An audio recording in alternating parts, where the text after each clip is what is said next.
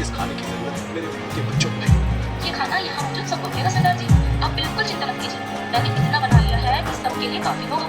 लेकिन सबसे पहले आप खाएंगे। आपके शरीर को इस वक्त सबसे ज्यादा ताकत की जरूरत है। ये पौष्टिक खाना खाकर ही तो आप जल्दी ठीक हो पाएंगे। मेरा खाना बनकर एकदम तैयार है, आप बस घर आके बैठ जाइए।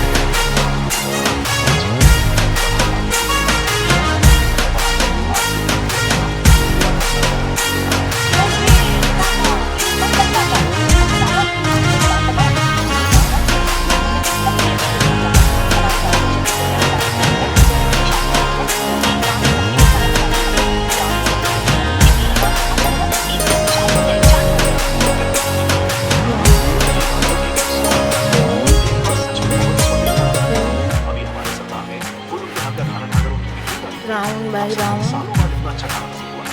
मेरे माता पिता दोनों बहुत ही नेक और सच्चे इंसान हैं। सच कहूँ तो इस दुनिया में कितने अच्छे और निस्वार्थ लोग भी होते हैं, ये बात मुझे आज पता चली। अच्छा काका, ये तो बताओ तुम रो क्यों रहे हो? क्या इतने बड़े और खतरनाक डाकू से भी होते हैं? मेरी बात सुनो, मेरे चाचा हमेशा दूसरों को बुलाते हैं।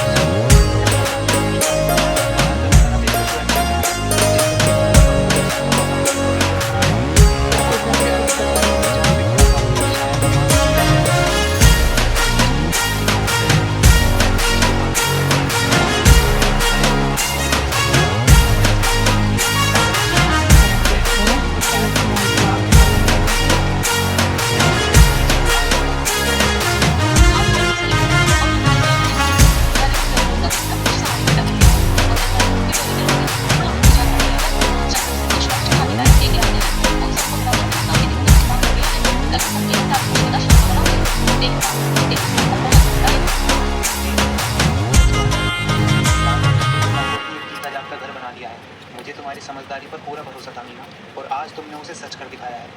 यहाँ मौजूद हर एक इंसान आज तुम पर गर्व कर रहा है। मुझे लगता है कि हमारी एक छोटी सी नेकी शायद इन डाकू की जिंदगी हमेशा के लिए बदल देगी। मंगल, ओ मंगल, इधर आ मेरे पास बैठ। मेरा वक्त अब पूरी तरह से खत्म होने को आ गया है रे। मेरे सीने में जो नामुराद बीमारी घर कर गई थी, अब वो मेरी जान लेकर ही जाएगी। मैं अच्छी तरह जानता हूँ कि मेरे फेफड़े पूरी तरह सड़ चुके हैं। मैं बस कुछ ही पलों का मेहमान हूँ। मैं ये बात बहुत पहले से जानता था, लेकिन जाने से पहले मैं तुझसे एक बहुत ज़रूरी बात कहना चाहता हूँ।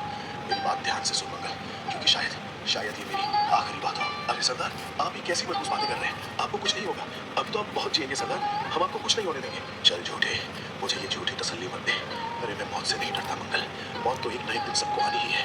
डर बस एक ही बात का है, इस पूरी जिंदगी में मैं कभी किसी को कुछ दे नहीं पाया, सिर्फ लोगों से छीना है। अब आप इस आखिरी वक्त में क्या देकर जाना चाहते हैं सरदार? सुन, उस लकड़हारे की पत्नी मीना ने हमारे लिए जो किया है ना, वैसा आज तक किसी ने हमारे लिए नहीं किया। मैंने अपनी जिंदगी के पूरे 40 साल इस बिहार में डकैती करते गुजार दिए। बहुत धन दौलत लूटी, लोगों को डराया, पर कभी किसी से एक बूंद सच्चा प्यार नहीं मिला। लेकिन उस अन्नपूर्णा ने हमें जो निस्वार्थ प्यार और इज्जत दी है, उस प्यार की किसी दौलत से कोई कीमत नहीं लगाई जा सकती। सरदार, आप हिम्मत मत हारिए, आप ठीक हो जाएंगे। मीना भाभी रोज आपके लिए वो कड़वी जड़ी बूटी का काढ़ा बना रही है ना, अब वो पी रहे हैं तो कुछ तो आराम मिल ही रहा होगा। बाहर बिल्कुल ठीक कहा, ये कोई जिंदगी नहीं है। तो मेरी ये आखिरी बात रख ले मंगल, मेरी आखिरी इच्छा यही है कि तुम सब आज से हथियार डाल दो और डकैती छोड़कर एक भले इंसान बन जाओ। मंगल भाई सरदार हमें छोड़कर चले गए, हम तो अनाथ हो गए रे। उस इंसान ने ही तो हम सबको एक धागे की तरह पिरो कर रखा था। अब तुम इतने सारे लोग बिना सरदार के क्या करोगे? किसी को कुछ समझ में नहीं आ रहा। ये क्या हो गया, ये क्या हो गया? उन्होंने अपनी आखिरी सांसों में बस यही कहा था कि मीना भाभी को उनका धन्यवाद देना, और जाने से पहले वो कह गए हैं कि तुम्हारे परिवार के लिए वो गुफा के पीछे अपना सारा खजाना छोड़ गए हैं, और उनका आखिरी आदेश था कि हम सब हमेशा के लिए डकैती छोड़ दें। मंगल भाई, मैं उस सरदार का ताउम्र कर्जदार रहूंगा। उन्होंने इस भयानक मुसीबत में हमें आसरा दिया जब इस दुनिया में हमारा कोई नहीं था। ये बात मैं मरते दम तक नहीं भूलूंगा। और तुमने मंगल भाई, तुमने भी तो मेरे लिए मेरे परिवार को बिल्कुल अपना बना दिया। तुम लोग अंदर से बहुत अच्छे हो रहे, इसलिए ये सब मुमकिन हो पाया है। लेकिन मंगल भाई, क्या तुम सच में सरदार की आखिरी बात मानोगे? क्या तुम लोग डकैती छोड़ोगे? मुझे सच बताओ, बिल्कुल सच। बोला था, मीना भाभी के हाथ का वो प्यार से बना खाना खाकर और उस मासूम बबलू के साथ खेलकर मेरे भीतर का सारा जहर जैसे धुल गया है। मैं पहले जो एक बेरहम डाकू था ना, अब मैं वैसा बिल्कुल नहीं रहा। मैं अब समझ पा रहा हूँ कि एक सच्चे इंसान की तरह जीना किसे कहते हैं। लेकिन अगर हम डकैती छोड़ देंगे तो आखिर करेंगे क्या? जाएंगे कहाँ? हमें काम कौन लेगा? बाहर की दुनिया तो बस यही जानती है कि हम खूंखार डाकू हैं। मेरे दिमाग में बहुत ही बढ़िया योजना है मंगल भाई, ध्यान से सुनो। देखो, सरदार के छोड़े हुए पैसे से हमें बहुत नेक काम कर सकते हैं। देखो, जैसे ही ये बाढ़ का पानी उतरेगा और बरसात खत्म होगी, हम गांव के पास जाकर एक बड़ा सा होटल खोलेंगे। मीना के हाथों का हुनर तो तुमने देखा ही है। अरे उसके हाथों में जादू है। जब वो अपने हाथों से खाना बनाएगी तो सोचो वो होटल कितना चलेगा। हम सब मिलकर उस होटल को चलाएंगे। तुम लोग बाहर का काम संभालना। इतने दिनों में तुम लोगों ने भी तो जंगल से लकड़ियाँ लाना, सब्जियाँ काटना और रसोई की बहुत सारी मदद करना सीख लिया है ना? होटल? सच कह रहे हो बोला था? क्या हम जैसों के लिए हो पाएगा? कहते अरे क्यों नहीं हो पाएगा? इंसान चाहे तो क्या कुछ नहीं कर सकता। और सच बताऊं तो यही सरदार के प्रति हमारी सच्ची श्रद्धांजलि होगी। वो जहाँ भी होंगे ये देखकर बहुत खुश होंगे। गुफा के बाहर बादल छट जाते हैं और धूप निकलने लगती है। पानी धीरे धीरे कम होने लगता है। मंगल भाई देखो, आखिरकार धूप निकल आई है। न जाने कितने दिनों बाद आसमान को इतना साफ देख रही हूँ। ऐसा लग रहा है जैसे बाढ़ का पानी अब तेजी से उतरने लगा है। वो देखो दूर वहाँ सूखी जमीन दिखाई दे रही है। कुछ दिनों बाद सब सूख जाएगा और जिंदगी पहले की तरह पटरी पर आ जाएगी। वाह, सचमुच भाभी, इतने दिनों के खौफनाक अंधेरे के बाद ये सब देखकर बहुत सुकून मिल रहा है। जब ये सब पूरी तरह ठीक हो जाएगा तब हम सब एक नए सिरे से अपनी जिंदगी की शुरुआत करेंगे। भोला दा ने मुझसे उस होटल के बारे में बात की थी। हाँ, तुम्हारी टोली के लड़कों से बात हुई? क्या कह रहे थे वो लोग? भाभी, मैं तुमसे एक बात कहता हूँ, मेरी टोली के सारे लड़के इस काम के लिए राजी हैं। किसी एक ने भी मना नहीं किया।